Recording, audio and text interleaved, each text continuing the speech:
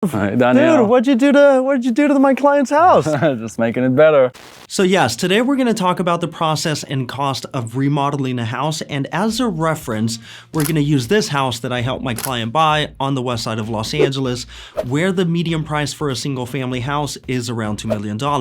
But to help me with all of this, let's go meet the man responsible for tearing this place down. Hello, my name is EINAV, general contractor and the founder of Soul Builders design and build firm in Los Angeles. And if you keep watching this video, I'll keep on sharing prices related to this project. Now, before you buy a house with plans to add like 5 stories with like a water slide coming out the roof, you need to check that this is actually possible. I mean, yes, it's your house, you bought it with your own money, but you're still subject to city planning laws, engineering principles, building codes, and like a bunch of other stuff. So let's take a look at some common things to consider. So here we have an addition. Now, my question, why did we like specifically stop here? Like, why not just go all the way to the end and fill up what seems to be like a bunch of wasted space here? There is something called setback. It's a part of many regulations that we need to follow.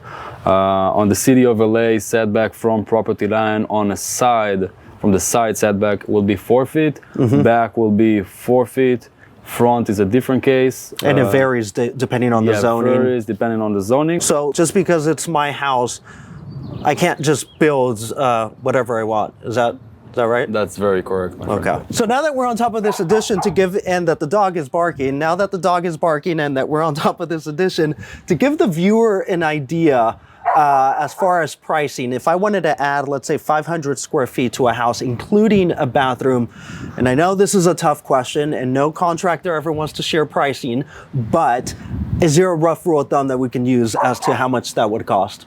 I would say $300 to $400 a square feet. Okay. And there is so many variations, don't catch me. Okay, so $300 to $400 a square foot, subject to a whole bunch of other stuff. You got it. So yes, how much house you can build is subject to a bunch of stuff, including zoning, lot size, and setback requirements, which can be different for every property. And for a better idea, 1, you can check in with an architect, or 2, you can also just visit the planning department with the city and be like, so, how much house can I build here? Or you can be like, so here's like this basic drawing I did myself with my kids' crayons, showing the location, measurements, and property lines. Would this 500 square foot extension be possible? So yes, before you commit to buying like a $2 million house with plans of adding like a 10,000 square foot man cave, check in with the city. But anyway, let's get back to EINAV. So we're standing here in front of what will eventually be an ADU. Now, I noticed this used to be the garage, converted into an ADU. Was there a benefit to converting the garage to an ADU as opposed to like a separate ADU? Sure. Few significant benefits. First of all, will be the grandfather in.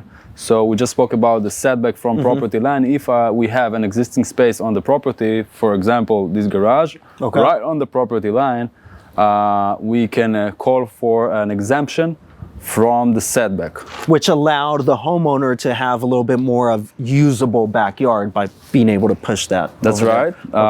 Second, very significant pro is that we salvage a lot of the existing structure. We salvage 50% of the framing, 50% of the foundation, salvage the roof.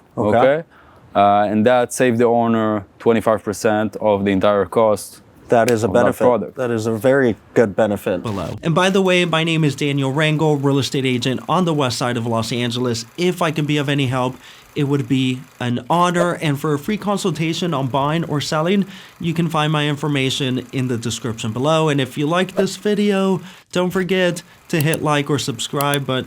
So yes, another thing to consider if you're looking to buy an ugly house with plans of like remodeling it, yes, who cares if it's ugly, but you still want a house that is structurally sound. I mean, the more you can salvage from the existing house, the less expensive the remodel is gonna be. For example, if the roof is bad, if the plumbing hasn't been updated since like 1940 and the foundation is busted, Well, there goes like $100,000 that could have gone into your kitchen or bathroom, but instead will go into stuff no one will ever see, appreciate, and will do absolutely nothing for your flexing on Instagram. Now, if you're tearing the house down and building new, well, this kind of really doesn't matter. And for more information on this, check out my other video on the process and cost of building a new house, which I'll link at the end of this video. Now, to give the viewer an idea, and I know, again, it's hard to say on pricing, but rough idea how much it would cost to build one of these?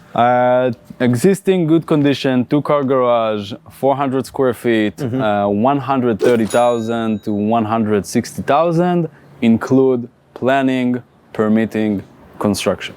Now, if you don't have the cash to do a remodel, you do have some options. One, if you're a homeowner, you may consider a cash out refinance or a home equity line of credit. Now, if you're buying a house, there's also renovation loans, which pretty much give you the money to buy the house and renovate the house at the same time under the same loan. Let's go to the living room and talk about load-bearing and non-load-bearing walls. Can I knock this wall down? Yeah. Can I knock this one down? Yes, you can. Can I knock this wall down? No, you cannot, man. That's Okay, so this is a wall. load-bearing wall. Yeah, a load-bearing wall, just as it sounds like, it's carrying the load, the gravity load of the roof and the entire, things that you have above your head. Okay. So, If I were to knock it down, what would happen? The roof would collapse? Will collapse or will, Okay. bow down. Okay, so don't do that. Yeah. And then non-load-bearing walls, those are just mostly aesthetic dividers. Yeah, it can be architectural wall divider between bedrooms, bathrooms, A lot cheaper to remove. Honey wall. Yeah, I can just knock them down. What if I wanted to remove this wall? So if It's you want to load-bearing, remove, but I want to get rid of it. I don't Yeah. like it. Well, I hear you. Okay. So if you want to remove the load-bearing wall, you want to support, you still need to support the load, okay? Okay. So you will install a load-bearing beam, okay? So for example, this beam that's going across, giving me that open space that I can go through, okay? We have a beam supported by 2 posts, one on each side, with foundation pads underneath holding the weight. Let's say the only thing I was remodeling here in this house were just these 2 walls that used to be here. I want to knock them down and install that beam. How much money are we talking? That's a very scary question, Daniel. Okay. The framing work and the foundation work of the load of the beam will cost $15,000 to $30,000. $30,000. Okay. But there's so much more into it because, right now I broke your floor and then I took down a wall. So what happened, with the floor? Is it from the 60s? What are you going to install instead of it? How much drywall work we're going to have? So it seems like the point, do not quote him on that price because it seems like it's subject to a whole bunch of variables. Yes. Now, another thing to consider are time frames. For example, for something like this house, you're looking at about 5 months to design, draw the plans, submit the plans to the city, and have the city approve the plans. Now, once that's done, you're looking at about another 5 months of actual construction. So in total, yeah, you're kind of looking at about a year. Now, you can live in the house or rent it out during the design and permitting process, but depending on the extent of the remodel, for the construction part, you'll also want to consider the cost of alternative housing. But speaking of costs, let's get back to EINAV. So this will eventually be a kitchen. Now I want to show you what the kitchen used to look like.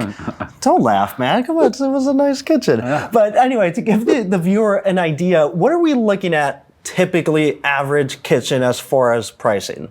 I'd say average size kitchen. Yeah. $35,000 to $45,000 and a month to month and a half to complete. This will eventually be a bathroom. I want to show you what the bathroom used to look like. What are we looking at as far as cost for a bathroom remodel? Typical bathroom remodel will be $20,000 to $30,000. Again, month to month and a half to complete. Okay.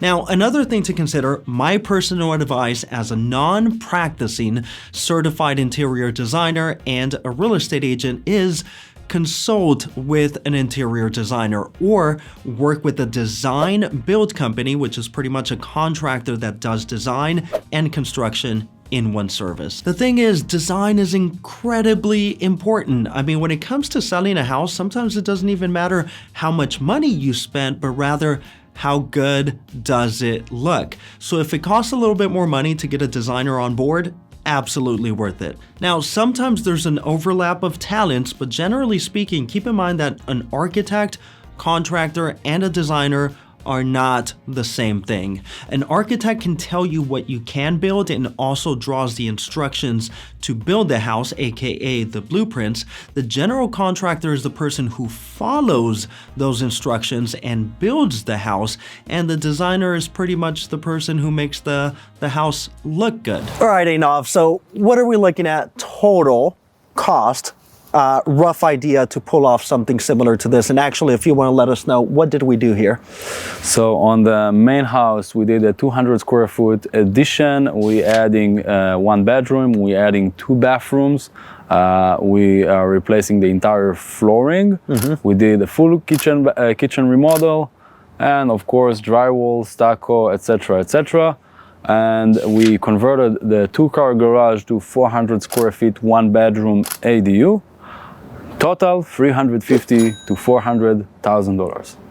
And finally, another thing to consider if you're looking to buy a house with plans of remodeling it, definitely consult with a construction expert during the inspection period before you commit to buying the house. For example, I know that for about $300, EINAV can walk the property with you during your inspection period and give you an idea of what's possible and how much it would cost. But anyway, a big thank you to EINAV and Cell Builders for helping me put some of this content together. Make sure to check them out, and I'll put their information in the description below. And by the way, my name is Daniel RANGEL, real estate agent on the west side of Los Angeles. If I can be of any help, it would be an honor. And for a free consultation on buying or selling, you can find my information in the description below. And if you like this video, don't forget to hit like or subscribe. But either way, thanks a bunch for watching and have an awesome day.